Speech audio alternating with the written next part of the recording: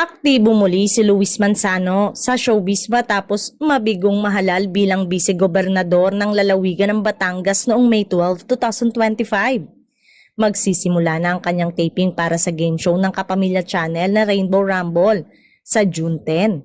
Si Luis ang host ng programang nag-umpisang mapanood sa telebisyon noong July 20, 2024 at pansamantalang nagpaalam noong March 23, 2025. Dahil naging abala sa pangangampanya ang TV host actor. Sa kanyang pagbabalik sa telebisyon, hindi lamang ang Rainbow Rumble ang proyekto ni Luis. Nakalinya rin para sa kanya ang Minute to Win It at ang Deal or No Deal. Mauunang ipalabas sa telebisyon ngayong June ang Rainbow Rumble na ipinakita na ang teaser flag.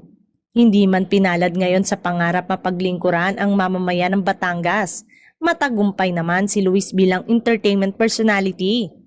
Bukod sa 3 programa sa home studio niya, 3 rin ang pumasok na product endorsement para kay Luis. Nakapag-shoot na si Luis para sa isa sa kanyang 3 bagong product endorsement na hindi pa maaaring sabihin ng brand pero hudyat ng muling pagiging visible at aktibo niya sa telebisyon.